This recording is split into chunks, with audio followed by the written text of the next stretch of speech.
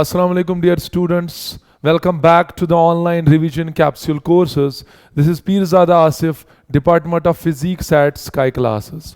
तो बेटा क्या करना है आज हम अल्लाह के फजल से with the grace of Almighty we are going to start a new chapter that is magnetic effects of current and magnetism. तो बेटा इस मैग्नेटिज्म में बोर्ड के हवाले से जो क्वेश्चंस हमें यहाँ पे इम्पॉर्टेंट हैं वो मैं आपको यहाँ पे मेंशन करना चाहता हूँ. The very first question which we are going to discuss today is write down an expression for the force experienced by a moving charged particle when placed in a magnetic field. फिर जो question second discuss होगा आज that is give the principle construction and working of cyclotron. And the final one, the last question which we are going to discuss today is derive an expression for the magnetic force between infinitely long parallel current carrying conductors. बेटा जिन बच्चों को previous board papers पे नजर होगी तो वो definitely बताएंगे जी sir ये क्वेश्चंस बहुत ज्यादा इंपॉर्टेंट है. So let us move to the question number 1.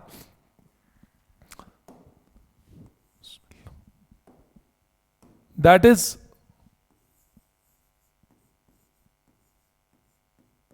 force on a moving charged particle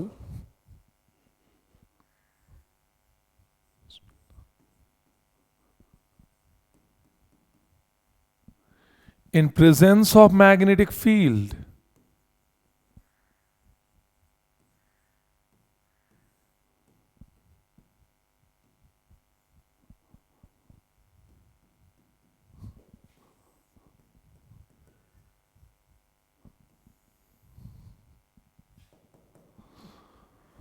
तो बेटा क्या करना है, हमें यह देखना है कि अगर आपके पास एक चार्जड पार्टिकल है, ओके, और ये चार्जड पार्टिकल किसी वेलोसिटी से मूव कर रहा है, से it is velocity is v vector.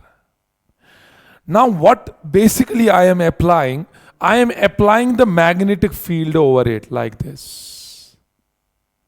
Suppose this is b vector.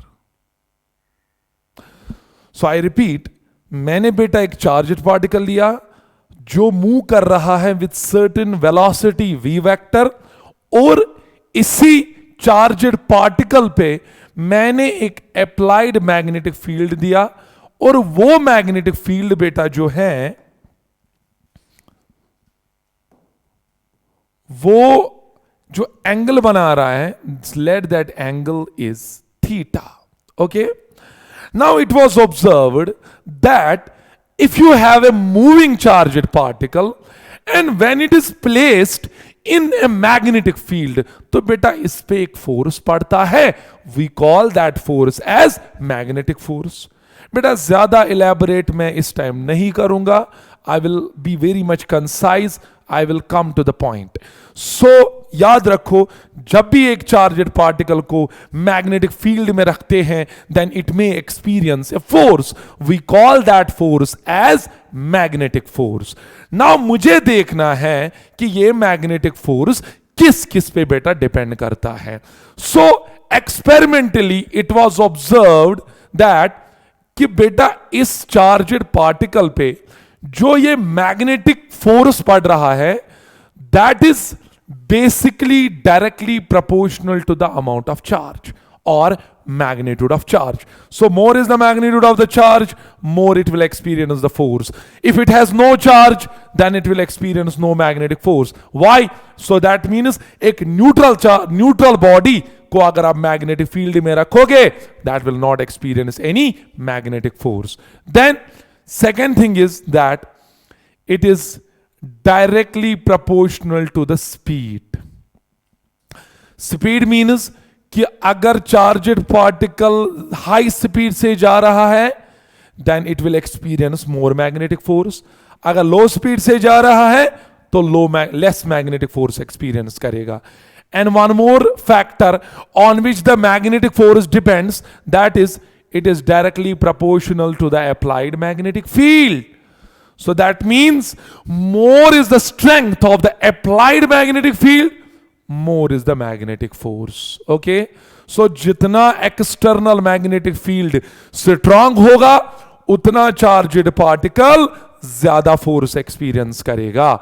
But one more factor which was experimentally found, वो ये था कि बेटा अगर मैं एक चार्जड पार्टिकल को in the direction of field ले रहा हूं या opposite to the direction of field ले रहा हूं, यानी कि मैं एक चार्जड पार्टिकल को मूव करवा रहा हूं along the direction of field, then it was observed that a charged particle does not experience any magnetic force. याद रखो. So whenever a charged particle is moving in the direction of magnetic field or opposite to the direction of magnetic field, then it does not experience any magnetic force. तो बेटा लेकिन ये देखा गया अगर charged particle move कर रहा है at right angles to the magnetic field, then it experiences the maximum magnetic force. लेकिन मुझे बताओ ऐसा कौन सा फैक्टर, इसका मतलब क्या हुआ, जब V और B में एंगल 0 है तो कोई भी फोर्स नहीं है, जब V और B के बीच में एंगल 90 है तो फोर्स मैक्सिमम है. मुझे बताओ कौन सा ट्रिग्नोमेट्रिक फंक्शन 0 पे 0 होता है और 90 पे मैक्सिमम होता है. Yes, that is sine. So can I से force is also proportional to the sign of angle between velocity vector and magnetic field vector. So let me put them as 1, 2, 3 and 4. तो क्या करेंगे बेटा, combining first, second, third and fourth. तो बेटा जब इन चारों को कंबाइन कर लेंगे तो यहां F जो है वो क्या निकलेगा, directly proportional to Q V B sine theta. Yes, clear. And यहां पे प्रोपोर्शनैलिटी साइन के बदले कांस्टेंट ऑफ प्रोपोर्शनैलिटी आएगा. It will be equal to K Q V B sin theta, and experimentally this K equals to 1. So therefore the magnetic force on a moving charged particle is equal to QVB sin theta, right? So what is the expression for the force experienced by a charged particle in presence of magnetic field? QVB sin theta. So इसका मतलब हुआ more charge more magnetic force, more speed more magnetic force, more magnetic field more magnetic force, 90 angle maximum, 0 angle no force. Clear. Now बेटा इस force को हम जो है, जो हमें किसके बराबर निकला, मैग्नेटिक फोर्स हमें निकला बराबर QVB साइन थीटा. बेटा इसमें से मैं क्या कर सकता हूं, I can find out this B और I can find out the units of B, I mean magnetic field. देखो बेटा कैसे हम क्या कर लेंगे, I can write it like this, B equals to F divided by QV sine theta, right. तो अब मैं क्या कर रहा हूं, मैं एक काम कर रहा हूं, एक चार्जड पार्टिकल ले रहा हूं 1 कूलम का. कितने कूलम का, 1 कूलम का. और ये मूव कर रहा है with a velocity 1 metre per second. Clear. और जो इस पे मैग्नेटिक फील्ड पड़ रहा है, मान लो वो राइट एंगल इस पे पड़ रहा है like this. Clear. Say that is B. Now अगर ये एक कॉलम का चार्ज और जो मूव कर रहा है 1 मीटर पर सेकंड की वेलोसिटी से at an angle of 90 degree, अगर मैं ये सारे वैल्यूज यहां पे सब्स्टिट्यूट कर लूंगा, बेटा B किसके बराबर आएगा, F divided by what is the charge 1 coulomb, what is the velocity 1 metre per second, what is the angle between velocity vector and magnetic field vector? It is 90 degree. Sine 90 is 1, 1 into 1 is 1. So therefore, what is magnetic field intensity? तो बेटा numerically जो magnetic field intensity है, it is basically the force. You should keen it is equal to the magnetic force. बेटा हम ये कह सकते हैं कि एक कॉलम का चार्ज जब 1 मीटर या यूनिट वेलोसिटी से मूव कर रहा है at right angles to the field, तो बेटा वो कितना मैग्नेटिक फोर्स एक्सपीरियंस करेगा, that will numerically give us the value of magnetic field intensity. So magnetic field intensity is numerically equal to the magnetic force experienced by a unit charge moving at right angles to the field with unit velocity. Yes. Now, is that clear? Now what about the unit of B? Very much important is the unit of B. बहुत ज्यादा important है. आ भी सकता है objective true false में या very short type questions में आ सकता है. ये unit of B. Okay, I can also find out the dimensions. Let us see the both unit as well as dimension of B. तो क्या करेंगे बेटा, बी का यूनिट इसी फॉर्मूला से निकालेंगे. From this equation B is equal to F by Q V sine theta. Unit of force is Newton, unit of charge is unit of charge is Coulomb. Unit of charge is Coulomb, unit of velocity is meter per second. Sine theta has no units, trigonometric functions has no units, so they have no fundamental units, so Newton second per meter per coulomb. But in SI system it is called a Tesla. So basically the SI unit of, let me write down here. So SI unit of magnetic field intensity is Tesla. Since we don't have that much time, this is basically the revision course. So I have some constraints and I have some boundaries. So मैं उतना ज़्यादा यहाँ पे discuss नहीं करूँगा. वक्त ही इंशाल्लाह time आएगा, आप इंशाल्लाह यहाँ आओगे. ऑफलाइन कैंपस, ऑफलाइन कोचिंग इंशाल्लाह आप ज्वाइन करोगे. वहाँ पे बहुत अच्छे एलैबोरेशन से फिर हम पॉइंट्स को डिस्कस कर सकते हैं. सो फिलहाल आप बोर्ड के लिए बेटा तैयारी करो. ये कुछ ही दिन है, 20 या 25 दिन है, तो इसमें या 1 महीना भी हम कह सकते हैं. लेकिन इफेक्टिव मैं बिलीव कर रहा हूँ आपके पास इफेक्टिव नंबर ऑफ डेज 25 है. तो इसलिए मेरी रिक्वेस्ट है, आप इस टाइम जो आपका फोकस होना चाहिए, it should be entirely on the board, because you know now board marks also matter for JEEs and many other competitive exams. So what is the SI unit of magnetic field intensity? It is Tesla. And you no 1 Tesla कितना होता है? 1 Tesla के बदले क्या होगा, मैं ऐसे लिख सकता हूं, 1 tesla is 1 newton by 1 coulomb by 1 metre per second. बेटा मैं तब कह सकता हूं कि फील्ड 1 टेस्ला है जब 1 कूलम का चार्ज मूव कर रहा है with a velocity 1 metre per second at right angles to the field and experiences the force of 1 Newton.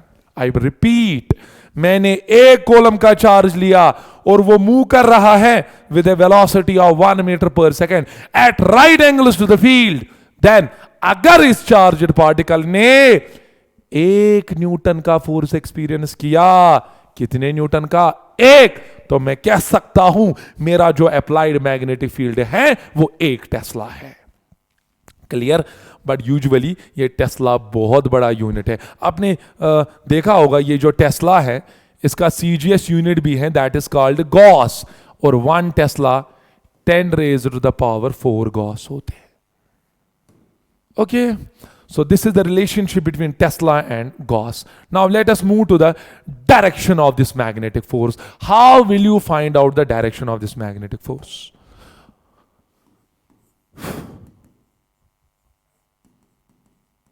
तो बेटा सिंपल है, force magnetic force is QVB sin theta. अगर वेक्टोरियली लिखूंगा मैं, I can write it F vector is equal to Q. Q is scalar. but VB sin theta can be written as V vector cross B vector because you know A cross B is equal to AV sin theta and you know जब दो vectors को cross करते हैं वहां जो तीसरी quantity निकल आती है वो भी वेक्टर होती है and you know force is a vector. Now यहां पे ये भी कॉन्सेप्ट आपने वेक्टर्स में पढ़ा होगा जब दो वेक्टर्स आपके पास हैं like this, you have the two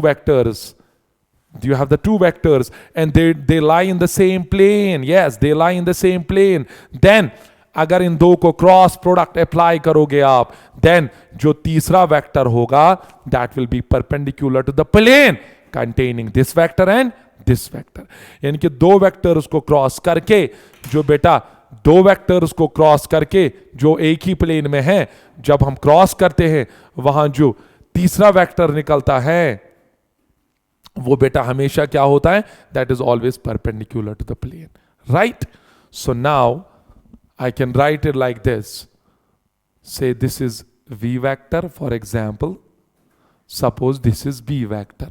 तो सवाल है इस चार्जड पार्टिकल पे मैग्नेटिक फोर्स कहां से पड़ेगा. You can use right hand screw rule. अगर इनके बीच में कोई एंगल है से theta, right hand screw rule क्या कहता है, V क्रॉस B मीन्स आप इमेजिन करो आपके हाथ में स्क्रू ड्राइवर है और स्क्रू में है और आप उस स्क्रू को V से B जब आप जा रहे हो स्मॉल एंगल के साइड से, ये कौन सी डायरेक्शन हो गई बेटा, एंटी क्लॉकवाइज. जब ये एंटी क्लॉकवाइज आ गई तो आप क्या कर रहे हो, आप इमेजिन करो आपके पास स्क्रू है आप उसको एंटी क्लॉकवाइज में ले रहे हो तो वो कहां जाएगा, आउटवर्ड्स जाएगा. So the direction of the magnetic force will be outwards. Similarly अगर कोई और डायरेक्शन होगी, ऐसे होगा, it is V vector, it is B vector, then V cross B यानी कि V से B जाना है. जब आप V से B जा रहे हो ये क्लॉकवाइज डायरेक्शन आ गई. Then again use the right hand screw rule. You take the screw driver, you take a screw को मूव करवाओ V से B ऐसे, it will go inwards. So the direction of the magnetic force will be inwards. So जो इस पे magnetic force पड़ता है वो वेलोसिटी के साथ भी परपेंडिकुलर होता है और मैग्नेटिक फील्ड के साथ भी परपेंडिकुलर होता है, यानी कि वो इन दोनों के प्लेन के परपेंडिकुलर होता है.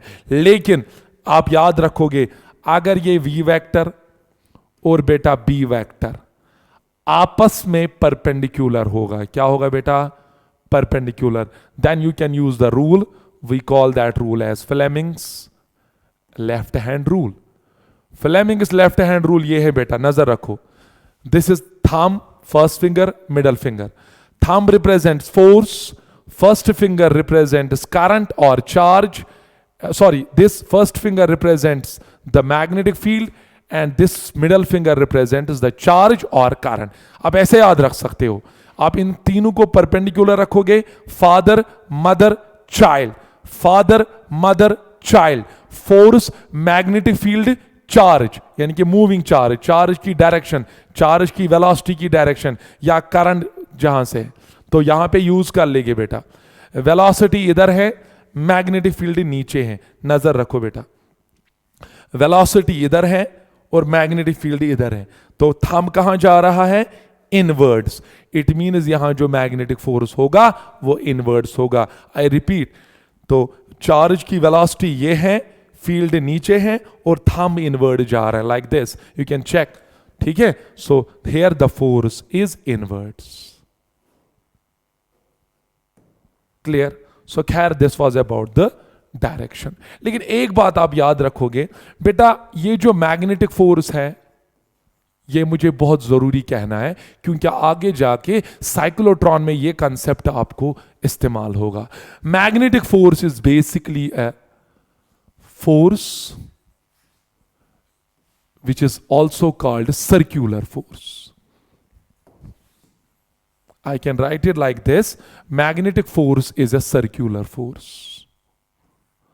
मतलब क्या हुआ बेटा इसका, बेटा ये वो फोर्स है जो हमेशा चार्जड पार्टिकल को सर्कुलर पाथ में लेना चाहता है. यानी कि ये force, please remember this point, ये चार्जड पार्टिकल के पाथ को डिफ्लेक्ट करता है लेकिन ये स्पीड को चेंज नहीं करता है.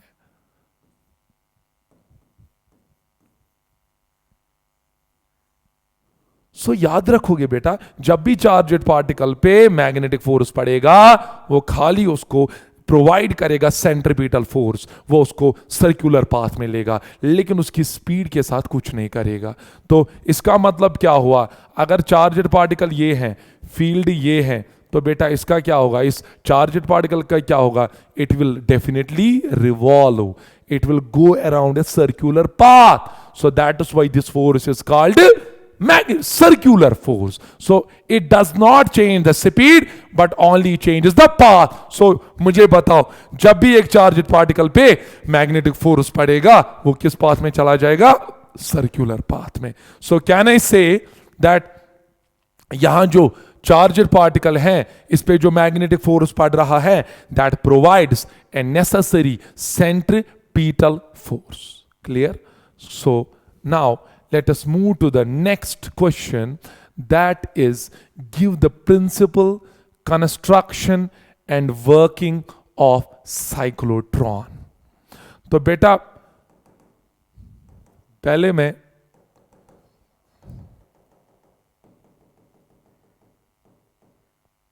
साइक्लोट्रॉन की डायग्राम यहां पे मैंने विजुअलाइज की है बेटा. तो आप में से अल्हम्दुलिल्लाह सब ने साइक्लोट्रॉन पढ़ा होगा. तो बेटा बेसिकली हमारे पास बहुत सारे पार्टिकल एक्सेलरेटर्स होते हैं. You have the Van de Graaff generator. Basically अगर फाइनली देखा जाए that is a particle accelerator. ठीक है, सिंक्रोट्रॉन, बीटाट्रॉन एंड एक और है यहां पे साइक्लोट्रॉन. बेटा साइक्लोट्रॉन भी एक पार्टिकल एक्सेलरेटर ही है. सो पहली बात, ये जो साइक्लोट्रॉन है it is a particle accelerator. It is a particle accelerator. ध्यान से देखना बेटा, इंशाल्लाह मैं अश्योर कर रहा हूं आपको, अगर आप यहां पे अच्छे से समझोगे आप खुद ब खुद नोट बना सकते हो. तो बेटा this is basically a device which is used to accelerate the charged particles, heavy charged particles. Light क्यों नहीं करते हैं वो आगे इसकी लिमिटेशन है, लेकिन मैं वहां नहीं जाना चाहता हूं इस time. So cyclotron is a device which is used to accelerate the heavy charged particles. Now इसका प्रिंसिपल क्या है बेटा? इसका प्रिंसिपल समझने के लिए मैं आपको एक बेसिक कंसेप्ट देना चाहता हूं. फॉर एग्जाम्पल बेटा मुझे बताओ, अगर एक चार्जड पार्टिकल पे इलेक्ट्रिक फोर्स पड़ रहा है, कौन सा फोर्स पड़ रहा है? Electric force. और आपको पता है कि इलेक्ट्रिक फोर्स की टेंडेंसी होती है कि वो चार्जर पार्टिकल को स्पीड अप करे, है कि नहीं? वो उसकी स्पीड को बढ़ाता है. समझ आ रहा है? तो अगर मैं एक ऐसा कोई डिवाइस लूं कि जिसमें मैं दोनों फील्ड्स को अप्लाई करूंगा बेटा, इलेक्ट्रिक फील्ड और मैग्नेटिक फील्ड. ओके, तो बेटा मुझे बताओ होगा क्या जब आप एक चार्जड पार्टिकल पे दोनों फील्ड से अप्लाई करोगे, इलेक्ट्रिक भी मैग्नेटिक भी? होगा क्या बेटा? इलेक्ट्रिक फोर्स इसको स्पीड अप करता जाएगा. ओके, लेकिन इलेक्ट्रिक फोर्स की वजह से ये सीधा टेंजेंशियली उधर चला जाएगा. तो लेकिन जब मैं मैग्नेटिक फोर्स भी अप्लाई कर रहा हूं तो ये इस चार्जड पार्टिकल को इस डिवाइस से बाहर नहीं करने देगा. ये क्या करेगा? मैग्नेटिक फोर्स इसको मूव करवाएगा अराउंड ए सर्कुलर पाथ. अच्छा, पाथ भी मूव कर रहा है, सर्कुलर पाथ में भी चला जा रहा है और स्पीड भी बढ़ रही है. तो बताओ इलेक्ट्रिक फोर्स फील्ड का क्या काम है? यहां पे स्पीड को बढ़ाना. मैग्नेटिक फोर्स का काम क्या है? इस चार्जड पार्टिकल को किसी कन्फाइनेड रीजन में रखना. वरना अगर मैं खाली इलेक्ट्रिक फील्ड डालूंगा, ये चार्जड पार्टिकल या साइड पर बम्बई वोतमुत, ये फिर ये हम कन्फाइन नहीं कर सकते. मैं चाहता हूं कि ये चार्जड पार्टिकल किसी रीजन में कन्फाइन रहे और किसी उसी पर्टिकुलर रीजन में ये एक्सेलरेट हो. तो उसके लिए क्या होगा? इलेक्ट्रिक फोर्स स्पीड अप करेगा और मैग्नेटिक फोर्स इसको सर्कुलर पाथ में ले जाएगा. Now let us see its working and construction. तो बेटा देखो क्या है, आप अगर ऑब्जर्व करोगे, it is made up of two D shaped metallic chambers like this, ये और ये आप देख रहे हो बेटा, यहां पे आप दो डी शेप्ड मेटालिक चैम्बर्स देख रहे हो। Can you observe them? इसने नाम नहीं रखा है, let me call this as D1, let me call this as D2। So यहां पे दो सेमी सर्कुलर चैम्बर्स दिए हैं, D1 and D2. These are hollow electrode chambers. Okay. Now इस hollow electrode chambers को आप अगर देखोगे बेटा, यहां पे और यहां पे ये टर्मिनल्स कनेक्ट हैं टू द अल्टरनेटिंग सोर्स, यानी कि इन दोनों डीज को फाइनल टर्मिनल पे, यहां पे एंड पॉइंट्स पे कनेक्ट किया है अल्टरनेटिंग वोल्टेज, यानी कि हमने इसको अल्टरनेटिंग सप्लाई दी है। क्लियर? देन और एक चीज आप यहां देख सकते हो बेटा, यहां पे इलेक्ट्रोमैग्नेटिक पोल्स लगे हैं नॉर्थ साउथ, तो इसका मतलब क्या हुआ, इस पे एक मैग्नेटिक फील्ड भी पड़ रहा है perpendicularly. So this is B vector, right? This is B vector. Clear? Now what will happen, let us see. और एक बात, ये जो चार्जड पार्टिकल है जिसको हम एक्सेलरेट करना चाहते हैं, वो सोर्स यहां पे है बेटा, ये let me show it by some other colour, इससे दिखाइए। This is the point where the charged particle is, जिसको हमें एक्सेलरेट करना है, ये वो प्लेस है। तो होगा क्या बेटा, मान लो ये जो अल्टरनेटिंग है, यू नो अल्टरनेटिंग में कैरेक्टरिस्टिक है कि इसमें कंटिन्यूअसली पोलैरिटी चेंज होती है। अगर कुछ टाइम के लिए ये पॉजिटिव है, ये नेगेटिव है, लेकिन बाद में ये नेगेटिव बनेगा, ये पॉजिटिव बनेगा। So continuously in alternating supply the polarities get changed. So मान लो कुछ पहले हाफ साइकिल के लिए, you know suppose AC has two half cycles, positive half and negative half. मान लो पॉजिटिव हाफ में ये D1 पॉजिटिव पोटेंशियल पे है, यानी कि इसका चार्ज पॉजिटिव है और बेटा इसका चार्ज नेगेटिव है। किसी और कलर से दिखाएगी, हाईलाइट कर लेंगे। This is positive, this is negative. तो बेटा क्या होगा, when this chamber is positive, this chamber is negative, between it there is a charged particle, let it has the positive sign. Now tell me, ये charged particle कहां चला जाएगा? Will it go towards D2 or it will go towards D1? Obviously it will go towards D2. तो electric field, you know, it is from positive to negative, तो positive charge किस में घुस जाएगा? D2 में, ऐसे। So when it goes into D2, इस पे यानी कि magnetic force, sorry electric force बढ़ रहा है, और इलेक्ट्रिक फोर्स की वजह से इसकी स्पीड बढ़ रही है। So when it enters into D2 like this, लेकिन जो ही ये एंटर हो रहा है, ऊपर से तो परपेंडिकुलर मैग्नेटिक फील्ड पड़ रहा है, and you know when a magnetic field is applied perpendicular the motion of the charged particle, then ये चार्जड पार्टिकल को डिफ्लेक्ट करता है, यानी कि सर्कुलर पाथ में लेता है। तो क्या होगा बेटा, जब ये इसमें चला जाएगा, आप देखो ये ऐसे पाथ में जा रहा है, सेमी सर्कुलर पाथ ये कवर कर रहा है। अब बोलोगे सर ये पूरा पाथ क्यों कवर नहीं करेगा, ये इसमें क्यों नहीं चला जाएगा? क्योंकि अभी ये पॉजिटिव है, ये नेगेटिव है, ये इस पॉजिटिव में नहीं जा सकता, लाइक चार्जेस रिपेल। तो होगा क्या, मैं थोड़ा ऐसे दिखा सकता हूं, एक एक्टिविटी से दिखाऊंगा। I am the positive charge, this is D1 and this is D2. This D2 is at negative potential, this D1 is at positive potential. So I will get attracted towards D2. So जब मैं D2 की ओर attract होगा तो ऊपर से magnetic force भी पड़ रहा है, वो मुझे लीनियरली नहीं जाने देगा, बल्कि मैं इसी D2 में सर्कुलर पाथ कवर करूंगा, but not full but semi circular.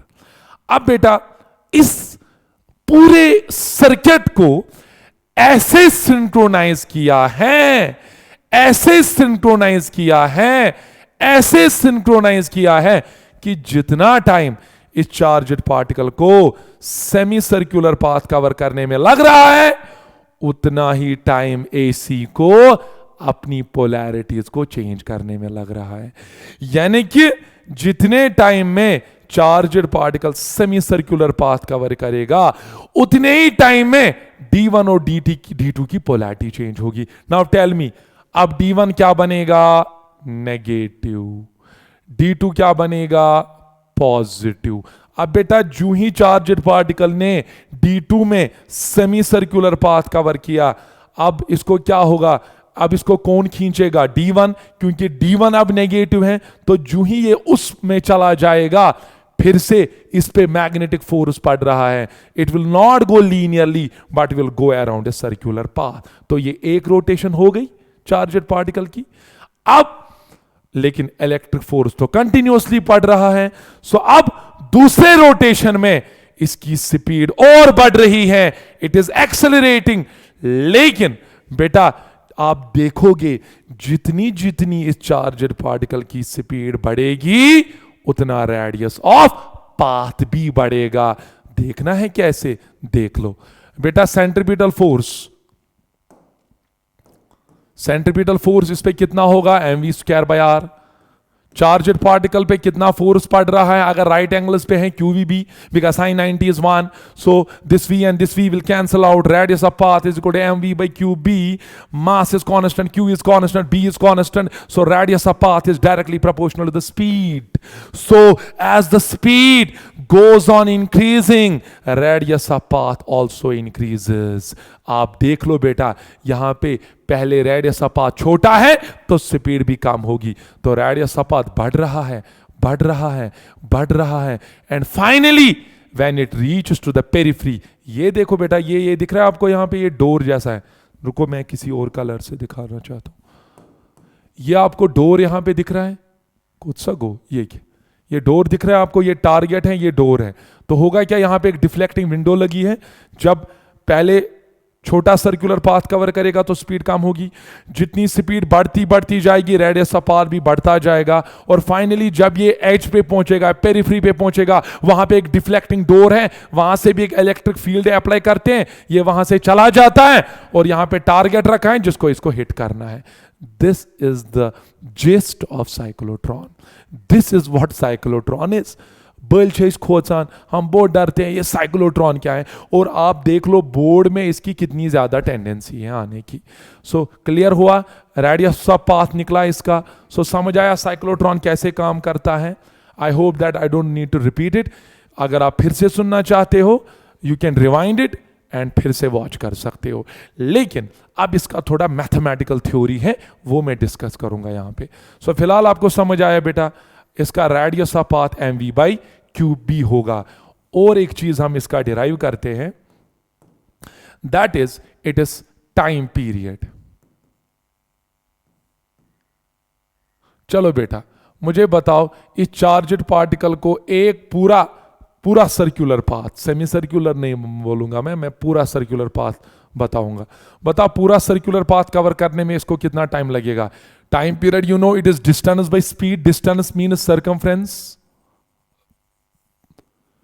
Speed is v and circumference you know it is 2 pi r divided by v, and r अभी आपने निकाला in terms of v, mv/qb, so 2 pi by v mv/qb, so this v and this v will cancel out, so time period will be equal to 2 pi m/qb।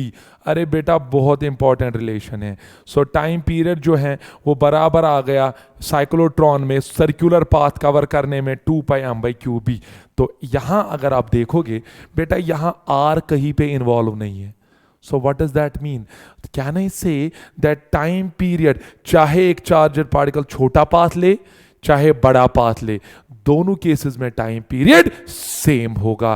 कैसे बेटा? Logical बात है, जब ये छोटा पाथ ले रहा है तो स्पीड भी कम है, जब इसको बड़ा पाथ लेना है तो स्पीड भी बढ़ रही है।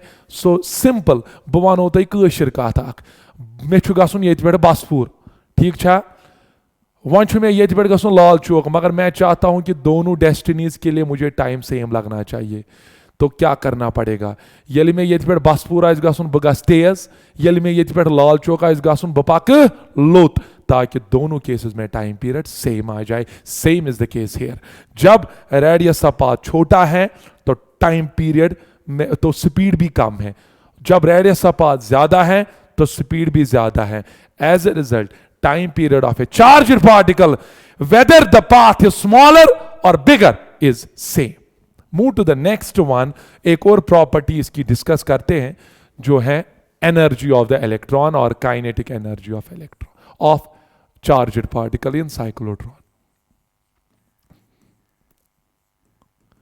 बेटा kinetic energy, what is the formula for kinetic energy? Half of yes M V square. But previous page पे आ जाते हैं, v लिख सकते हैं R Q B by M. यहां से देखो बेटा, v लिख सकते हैं R Q B by M, तो सब्स्टिट्यूट कर लेंगे यहां पे half of M R Q B by M का whole square. So this M and this M will cancel out, एक एम तब भी बचेगा। सो क्या निकला answer? R square Q square B square divided by twice m. This is the total or kinetic energy of the charged particle in cyclotron. So then this cyclotron has some limitations. उसमें limitation ये भी है कि neutral particles को इससे speed up नहीं कर सकते हैं। दूसरी limitation, इलेक्ट्रॉन्स को कुछ देर के लिए कर सकते, बाद में नहीं कर सकते। उसमें वो डिस्कशन है रिलेटिविस्टिक मास का, स्पीड बढ़ती है, रिलेटिविस्टिक मास भी बढ़ता है, तो सिंक्रोनाइजेशन नहीं रहती है। लेकिन वहाँ नहीं जाएंगे, आपको सिंपली क्वेश्चन आता है give principle construction and working of cyclotron. Is that clear? अगर आप रिकैप्चुलेट करना चाहते हो, एक बार आप डायग्राम की ओर देखो क्या हो रहा है। Poles, the 2D shaped metallic chambers, okay, and this alternating current source, then polarity is continuously get reversed, so a charged particle continuously moves along a circular path and hence gets speed up. So ये दो questions मैंने यहाँ पे solve किए, तो इंशाल्लाह कल फिर से इस मैग्नेटिज्म पे जो क्वेश्चंस हैं वो सॉल्व करेंगे। Tomorrow's programme will be the force between two parallel conductors, torque on a moving coil, torque on a rectangular coil, moving coil galvanometer. So be with me. Assalamu alaikum.